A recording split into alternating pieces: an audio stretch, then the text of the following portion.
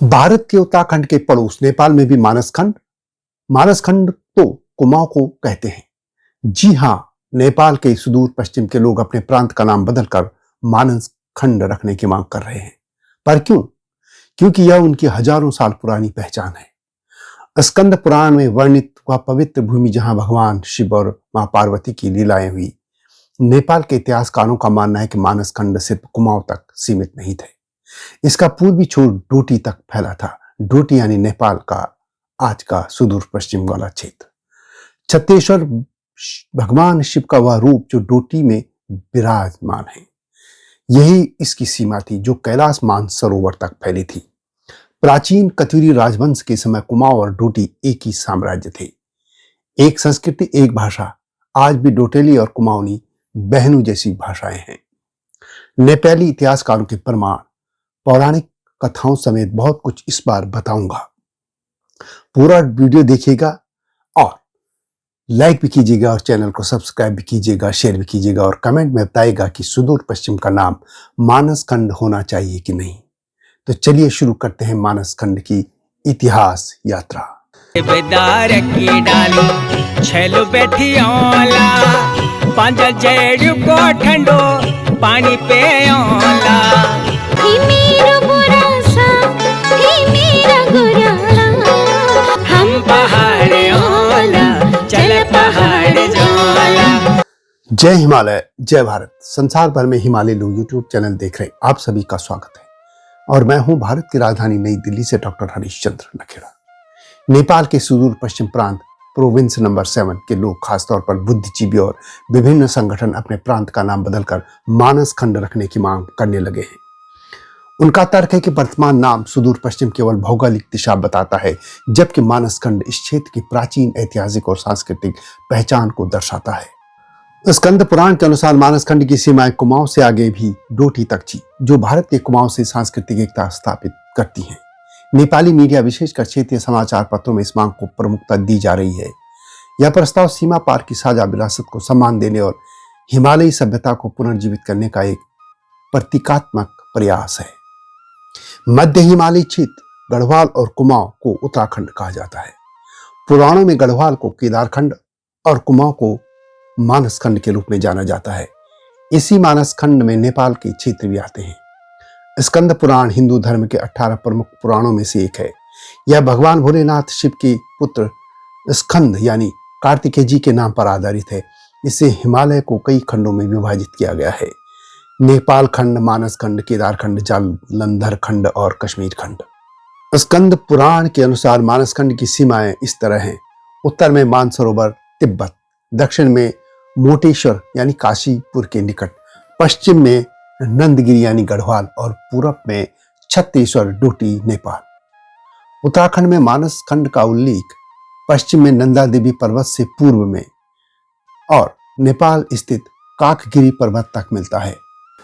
अंग्रेज अधिकारी Edwin T Atkinson ने 1881 में हिमालयी जिलों का जो गजेटियर तैयार किया था, उसमें भी मानसखंड का उल्लेख है। वर्तमान में इसकी भारतीय सीमा कुमाऊं में महाकाली नदी तक। काली कुमाऊं मानसखंड का भारतीय अंतिम बिंदु है और उत्तराखंड सरकार मानसखंड कॉरिडोर परियोजना पर भी काम कर रही है। स्कंद पुराण में मानसखंड की पूर्वी सीमा छत्तीसगढ़ बताई गई है। अब सवाल यह है कि छत्तीसगढ़ कौन सी जगह है? प्राचीन ग्रंथों में नेपाल के डोटी क्षेत्र का यह नाम है।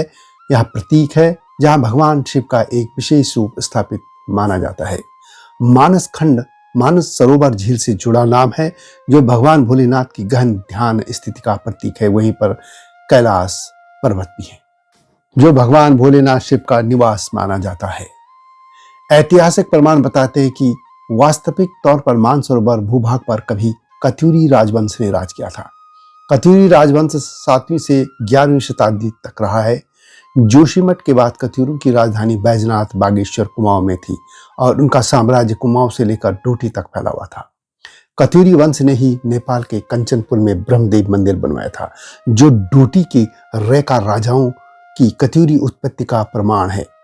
12वीं-13वीं शताब्दी में कत्यूरी साम्राज्य विघटित होने पर यह 8 छोटे छोटे राज्यों में बंट गया था: बैजनाथ, कत्यूरी, द्वारहाट, डोटी, बारामंडल, अस्कोट, सिरा, सोरा और सुई। डोटी कतीर शाखा रेका राजाओं के अधीन आया, जिनका राज्य रामगंगा से कर्णाली नदी तक फैला था। आज नेपाल का सुदूर पश्चिम प्रदेश डोटी, बैतडी, डडेलधुरा आदि 9 जिले के तहत यह बना है और इसी में ये जिले शामिल हैं। यदि भाषा की बात करें तो डोटी क्षेत्र की डोटली भाषा कुमाऊं की सबसे निकटतम भाषा है, जो प्राचीन प्रवास और साझा विरासत की जीवंत गवाही देती है। यदि हम मानसरोवर क्षेत्र की बात करें तो कुमाऊं के चंद राजवंश के शक्तिशाली राजा बाज बहादुर चंद, जिनका शासनकाल 1638 से 1678 ईस्वी माना जाता है, उन्होंने अपने साम्राज्य का विस्तार हिमालय पार तक किया था। उन्होंने तिब्बत पर एक सफल सैन्य अभियान का नेतृत्व किया। इसी अभियान में उन्होंने हुणियों यानी तिब्बतियों के सुदृढ़ गढ़ टकाला कोट पर कब्जा कर लिया था। इस अभियान के परिणाम स्वरूप उन्होंने मानसरोवर तक के क्षेत्र को कुमाऊं साम्राज्य में मिला लिया था। बाज बहादुर चंद ने इस क्षेत्र के तिब्बती शासकों से नियमित रूप से टैक्स भी वसूला था। अब मानसखंड को लेकर नेपाल के इतिहासकारों की दृष्टि भी समझ लेते हैं। नेपाली इतिहासकारों की दृष्टि में मानसखंड कुमाऊं डोटी की साझा विरासत है। बाबूराम आचार्य प्रमुख इतिहासकार हैं और उन्होंने अपनी पुस्तक नेपाल को संक्षिप्त परिचय में स्पष्ट किया है कि प्राचीन कत्यूरी साम्राज्य बैजनाथ कुमाऊं से लेकर डोटी के छत्तीसगढ़ तक फैला हुआ था, जो स्कंद पुराण के मानसखंड का पूर्वी भाग था। इसी तरह धनवज्र वज्राचार्य शिलालेखों के आधार पर लिखते हैं कि मानसखंड की सीमाएं उत्तर में मानसरोवर, दक्षिण में काशीपुर और पूर्व में डोटी के छत्तीसगढ़ तक थी। उन्होंने डोटी को कत्यूरी विघटन के बाद एक स्वतंत्र राज्य बनने के बावजूद सांस्कृतिक रूप से कुमाऊं से जुड़े प्राचीन मानसखंड का विस्तार माना है।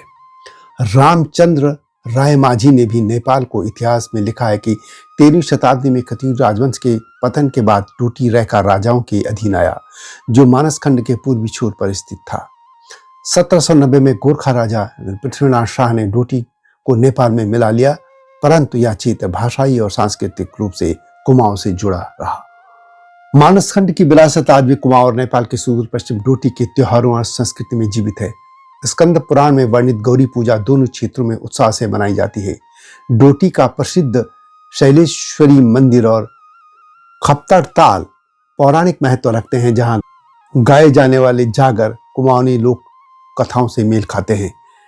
इन क्षेत्रों में वैवाहिक संबंध आज भी मजबूत हैं और काली नदी के दोनों किनारों पर समान उपनाम या सरनेम भी मिलते हैं। रोटी बेटी के रिश्ते प्राचीन काल से आज भी यथावत चलते हैं।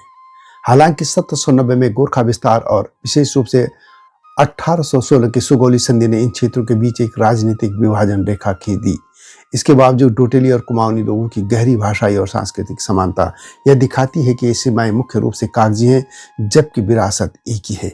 देश दो ही भले हों, नेपाल और भारत, लेकिन डोटेली और कुमाऊनी दोनों संस्कृतियां समान हैं।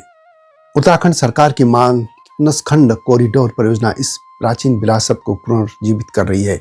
इसके तहत कुमाऊं के मंदिर पर्यटकों को आकर्षित कर रहे हैं, उनको जोड़ा जा रहा है।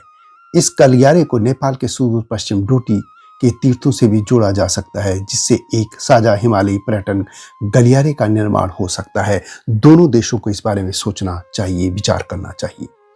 मानसखंड केवल एक भौगोलिक क्षेत्र नहीं बल्कि हिमालय की आत्मा है, जहाँ कुमाऊं से नेपाल के डोटी की छत्तीसगढ़ तक की संस्कृति और इतिहास की कई गाथाएं जुड़ी हैं। राजनीतिक सीमाओं के बावजूद भाषा, त्योहार और तीर्थ स्थान इस प्राचीन एकता के प्रमाण है।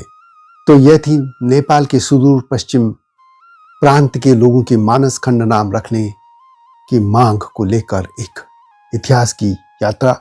ये वीडियो कैसे लगी कमेंट में अवश्य लिखें। जल्दी आऊंगा इस तरह की गाथाओं के साथ, तब तक जय हिमालय, जय भारत। हिमालय पे पेड़ हो तो गीत गाएंगी नदियाँ, गीत गाएंगी नदियाँ। पेड़ों पे चिड़िया है तो गीत गाएंगी नदियाँ, पेड़ों पे चिड़िया है तो गीत गाएंगी नदियाँ। माँ की लोरी जैसे होते हैं नदियों के गीत।